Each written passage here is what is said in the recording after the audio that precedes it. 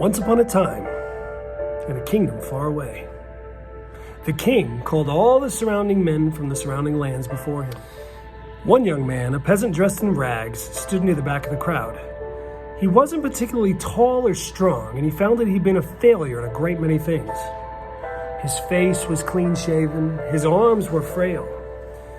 "I'm about to send you on a dangerous journey," said the king, "to one of my distant castles. The journey won't be easy. There'll be many obstacles, and you need to travel alone.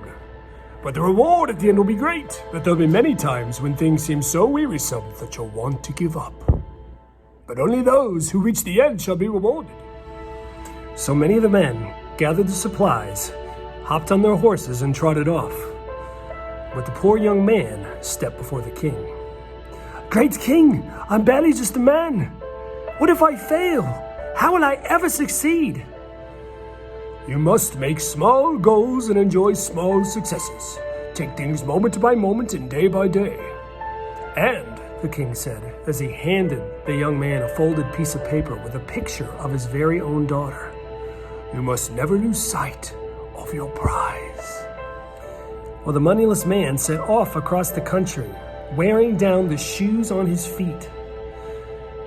Most days his skin baked under the heat from the sun, while many nights he spent sheltered under a tree while being pelted by a bitter wind and a freezing rain. Whenever he felt cold or tired or exhausted, he would pull out the picture of the king's daughter and he would remember the king's words. True to the king's word, he faced a great many obstacles. He climbed great mountains and he fell over and over again. He went the long way through thorny forests where the branches scraped against his skin, scarring his arms and legs. Many months passed, and while he was in the wilderness, he experienced many failures and a few successes. He learned how to build a fire. He learned how to build a solid shelter. He learned to hunt using a bow and arrow. More than once, he was bested and robbed by a midnight visit from a goblin or two. Now, as the time in the wilderness started to wear on him, the hair on his head started to grow, the beard on his face started to get longer, his arms grew strong and stout from the hard day's labor. Along the way, he encountered a magical cottage with an enchanted banquet.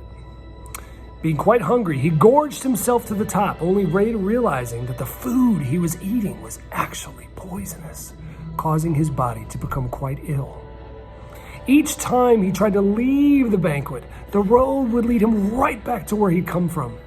And the sight and the smell of that food was so delicious, he found himself eating from it again and again as his body grew more and more sick. Well, one morning he awoke and he looked in the face in the mirror and he realized he was no longer a young man. In fact, much time had passed, and he realized he might never reach the king's castle. So every time he would smell that banquet and be overcome, he would focus on the picture of the king's daughter. After a time of having stayed away from the banquet, the man's health and strength began to return. His true purpose became clear, and he continued on his journey. Well, one day, at long last, he saw the king's castle in the distance. He crossed a long bridge, and he pushed open the gates, and he stood before the king. "I never gave up hope that you would come, my son. In so many ways, I feel like I've been a failure. I climbed and repeatedly fell. I was bested by the goblins. I even got caught in the trap of the enchanted banquet. But my son, don't you understand? You've endured all these trials and now you're here and you have succeeded. And look at the man you have become. You're a warrior. Your once frail body has been battle-tested and strengthened. I used those trials to strengthen you and to bring you closer to me. Now join the few who have become my knights. You will be given lands, great wealth, a magnificent horse,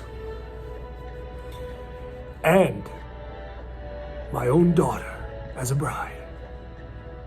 For you have endured much, and for he who endures much, much will be given.